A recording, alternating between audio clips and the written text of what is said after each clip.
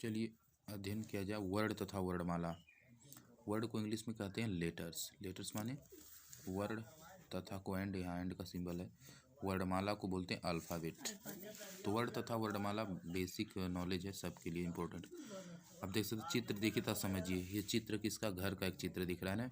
इसमें देखिए कह रहा है घ धन अ धन र, इससे नीचे हलंत लगा हुआ, ठीक है, प्लस बराबर घर। इसमें 4 ध्वनियाँ निकलती हैं। और फिर इसमें देखिए, इसमें अब देखिए जैसे वह बच्चा एक शब्द है। बच्चा क्या है? एक शब्द है। ब धन अ धन च धन, मतलब च धन फिर च, मतलब दो च है इसमें, एक छोटा च है, एक छोटा च है, एक बड़ा च है, ठीक ना, दो च है। तो इसमें 5 ध्वनियाँ, और इसके बगल वाले में इसमें देखिए 4 ध्वनियाँ, इसमें 5 ध्वनियाँ है। तो प्राय माने हमेशा, अक्सर जब हम बोलते हैं तो हमारे मुख से अनेक प्रकार की ध्वनियाँ निकलती हैं। अनेक प्रकार की ध्वनियाँ निकलती, मुंह से निकली इन ध्वनियों को जब हम लिखते हैं, मुंह से निकली मुंह से निकली इन ध्वनियों को जब हम लिखते हैं तो यह वर्ण कहलाती। क्या कहलाती है? वर्ण कहलाती। से लिखिएगा।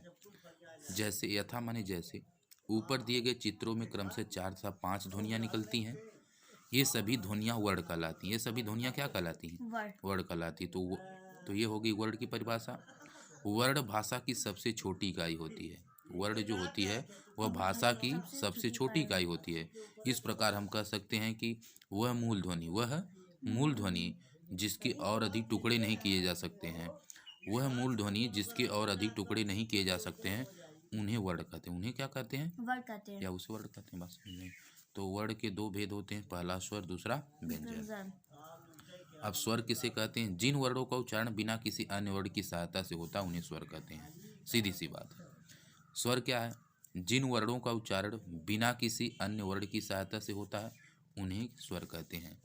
हिंदी भाषा में कुल 11 स्वर होते हैं। हिंदी भाषा में कितने स्वर होते हैं? 11। ये इंपॉर्टेंट है। हिंदी भाषा में कुल 11 स्वर होते हैं। दूसरी बात यह क्या है कि जिन वर्णों का उच्चारण बिना किसी अन्य वर्ण की सहायता से, इसका भी किसी अन्य वर्ण की आवश्यकता नहीं होती। जैसे इसको बोलेंगे तो यही आएगा, आ बोलेंगे यही आएगा, ई यही आएगा। इसमें किसी अन्य स्वर की आवश्यकता नहीं होती है, इसलिए इन्हें हम लोग स्वर कहते हैं। और ये 11 हैं। अ है, आ है, ई उ री, ए ओ। ठीक, आगे क्या है? आगे देखिए अध्ययन हमें करना है व्यंजन। ठीक, व्यंजन किसे कहते हैं? व्यंजन हिंदी में 33 व्यंजन है। हिंदी में कितने व्यंजन हैं? 33 व्यंजन है। ये वे वर्ण हैं जिन्हें स्वरों की सहायता से बोला जाता है। इन्हें स्वरों की सहायता से बोलना पड़ता है। अगर यहाँ पे स्वर नहीं रहेंगे तो इन्हें हम बोल नहीं पाएंगे। तो कहने का मतलब व्यंजन हिंदी में 33 व्यंजन है। हिंदी में कितने व्यंजन है? 33 व्यंजन हैं। और ये वे वर्ण हैं जिन्हें स्वरों की सहायता से बोला जाता है। प्राय मतलब हमेशा, अक्सर व्यंजनों के उच्चारण के लिए स्वरों की सहायता लेनी पड़ती है। किसकी सहायता लेनी पड़ती? स्वरों की सहायता लेनी पड़ती है। ठीक है, जैसे अब यहाँ पे आप देख सकते हैं कि एक जिराफ है और एक हाथी। इसका क्या मतलब निकल रहा है, इसको समझते हैं। जैसे वही करें, व्यंजन कितने होते हैं? व्यंजन 33 होते हैं। अब 33 देख लीजिए, यही है 33। क ख ग घ ङ, च छ ज झ ञ, ट ठ ड ढ ढ़, त थ द ध न। इसके बाद देखिए प फ ब भ म, य र ल व श। इसको बड़ा सा भी बोलते हैं लेकिन श ही बोलते हैं। श श ह। छत्रज्ञ नहीं होते हैं। छत्रज्ञ नहीं होते हैं व्यंजन। ठीक है ना। इनके अतिरिक्त ढ और ढ को भी व्यंजनों के साथ शामिल किया जाता है। ठीक है।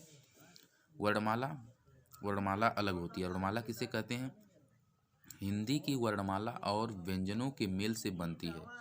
जो वर्णमाला होती है वह स्वर और व्यंजनों के मेल से बनती है। किसके मेल से बनती है? स्वर और व्यंजनों के मेल से बनती है। इसमें सभी वर्ण निश्चित क्रम के आधार पर लिखे जाते हैं। इस प्रकार वर्णों के व्यवस्थित समूह को वर्णमाला कहते हैं। वर्णमाला की अगर परिभाषा कोई पूछे तो यही है। ठीक है, इसे याद रखिएगा। वर्णों के व्यवस्थित समूह को वर्णमाला कहते हैं। वर्णमाला किसे कहते हैं? तो वर्णों के व्यवस्थित समूह को वर्णमाला कहते हैं। सीधी सी बात है। अब देखिए संयुक्त व्यंजन यहाँ पे दिया है, अयोगवा। तो संयुक्त व्यंजन ये 2 व्यंजनों के मेल से बनते हैं।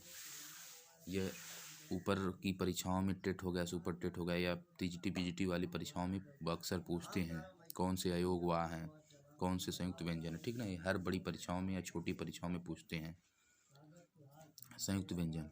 अभी आप इसे अध्ययन करिए। संयुक्त व्यंजन किसे कहते हैं? ये 2 व्यंजनों के मेल से बनते हैं।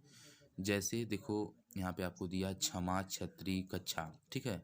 अब दो व्यंजनों के मेल से कैसे बनते हैं, जैसे क धन श, मतलब क धन श, यही श है ना, इसे छ बोलते हैं, छ छ छ छ। कछ नहीं बोलते हैं, कश कश श श, मतलब किश ऐसे बोलेंगे, क बोल के श बोलेंगे तो छ आएगा, ठीक है। जैसे क्षमा, क्षमा, क्षमा, क्षमा, छत्री, छत्री, छत्री, छत्री, छत्री, कक्षा, कक्षा, कक्षा बोल रहे हैं तो आ रहा है, ठीक है।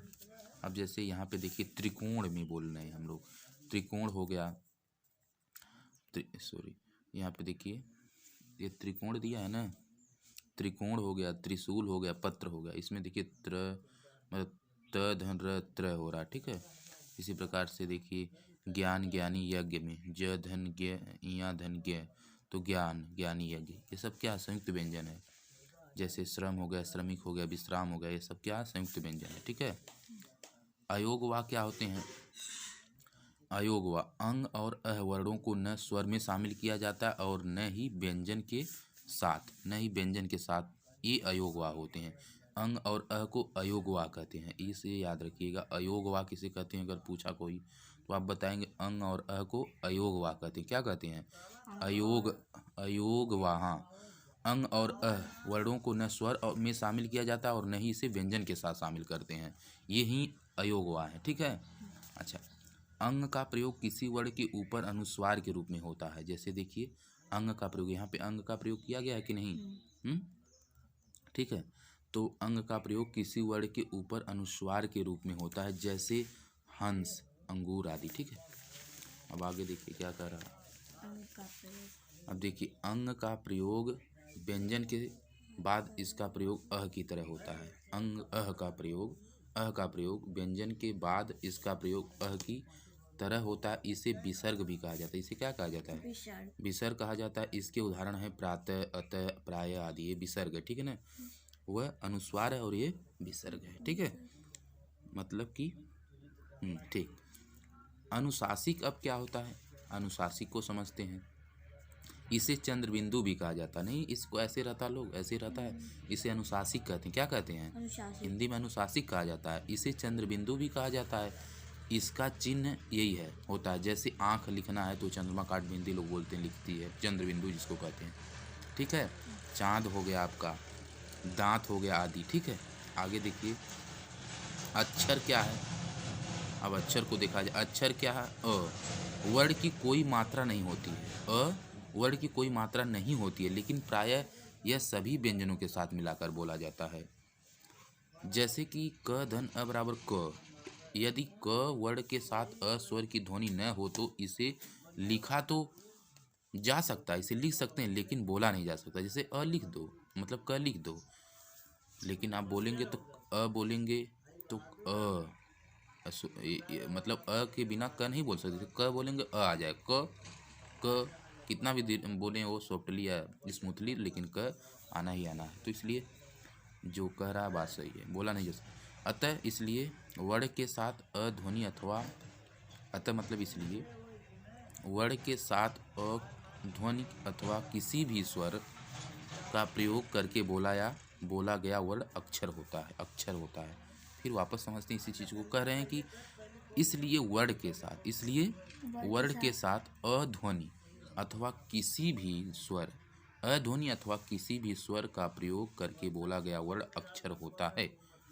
अब संयुक्त अक्षर क्या होता है, संयुक्त अक्षर के बारे में जाना जाए। देखिए संयुक्त अक्षर जो होता है यह दो व्यंजनों को मिलाकर लिखे जाते हैं। कितने व्यंजनों को, दो व्यंजनों को मिलाकर के लिखे जाते हैं। इनके मेल से संयुक्त अक्षर बनते हैं।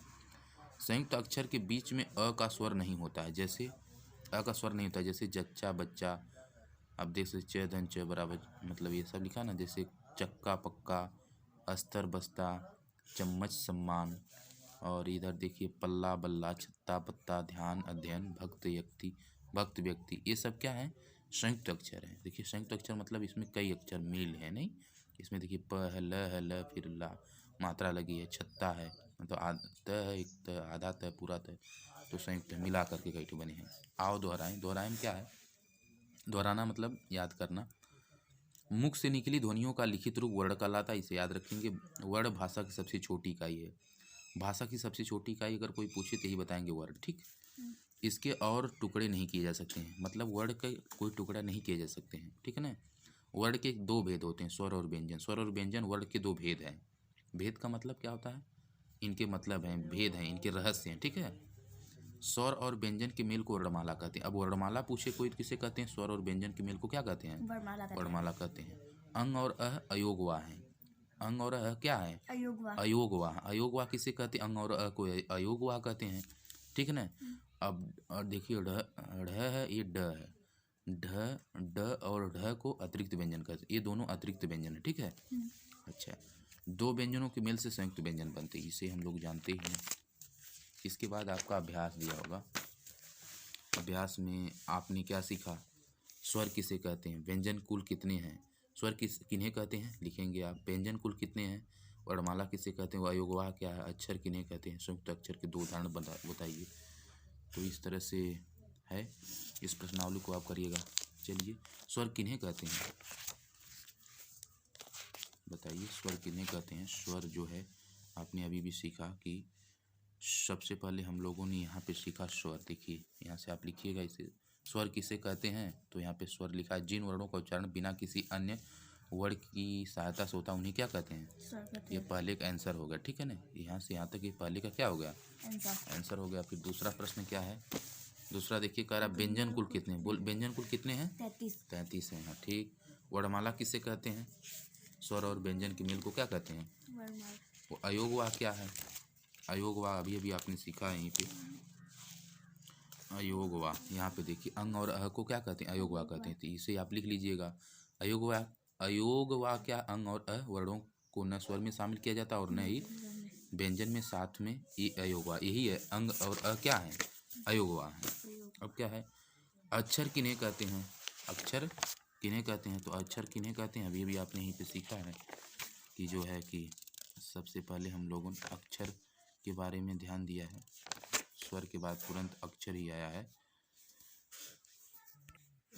यहाँ पे अक्षर के बारे में अगर कोई पूछे तो अक्षर क्या, अवर्ण की कोई मात्रा नहीं होती, लेकिन प्रायः यह सभी व्यंजनों के साथ मिलकर बोला जाता है अक्षर, ठीक है ना। जैसे क धन बराबर क, यदि क और वर्ण के साथ अ स्वर की ध्वनि न हो तो इसे लिखा तो जाता लेकिन बोला नहीं जा सकता है। तो यहीं से आप इसको लिखेंगे, वर्ण के साथ अ ध्वनि अथवा किसी भी स्वर का प्रयोग करके बोला गया वर्ण अक्षर होता है। ये अक्षर की परिभाषा हो गई, ठीक है।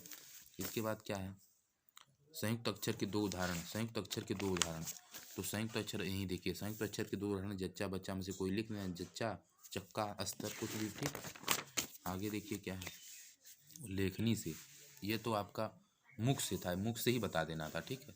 फिर यहाँ पे देखिए लेखनी से लिख के बताना है, सही विकल्प पर सही लगाइए। भाषा की सबसे छोटी इकाई क्या है, वर्ड है, ठीक, वर्ड लगा भी है। बोलते समय मुख से निकलती है क्या, ध्वनि निकलती है। हिंदी, हिंदी के कुल स्वर कितने होते हैं, 11 होते हैं, सही लगाए हो। संयुक्त व्यंजन कितने हैं, श संयुक्त व्यंजन, सही, अभी भी सीखा गया। फिर उचित मिलान करना था, सही मिला दिए इसको। स्वर क्या है, अ ई स्वर होते हैं, व्यंजन बराबर ये व्यंजन है। संयुक्त व्यंजन क्या है, हाँ ये संयुक्त व्यंजन है।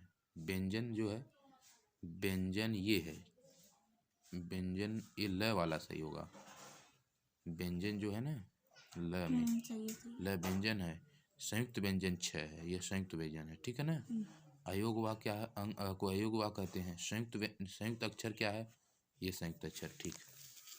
अब सही गलत का निशान लगाना है, सही वाक्य के सामने सही था, गलत के सामने गलत लगाइए। भाषा की सबसे बड़ी इकाई वर्ण है, गलत बात है। भाषा की सबसे छोटी इकाई वर्ण है, ठीक है ना, उल्टा दिया है। स्वरों को ही वर्णमाला कहते हैं, गलत है। स्वर और व्यंजन दोनों को वर्णमाला कहते हैं, ठीक। स्वर केवल 11 होते हैं, ये सही बात है, ठीक है। व्यंजनों का उच्चारण करने के लिए स्वर की सहायता लेनी पड़ती है, सही बात, लेनी पड़ती है। अब क्या है, घ वाला में अंगा वाले में, मतलब छ ज्ञ संयुक्त अक्षर हैं, गलत है। देखिए इसमें यही संयुक्त, ये नहीं है, ठीक है ना, ये है, ये वाला नहीं है। दिए गए संयुक्त अक्षर के दो दो शब्द बनाइए, ल का पल्ला बल्ला ये सब, ठीक। वर्ड किसे कहते हैं, बाकी सब आपको लिखना है, लिख डालिएगा। अगला लेसन हम लोग अध्ययन करेंगे इस किताब से, और जो सभी के लिए इम्पोर्टेंट होगा, स्वरों की मात्राएं कैसे लगती है, यानी कि सिंबल ऑफ वॉवेल्स, ठीक है। Thank you.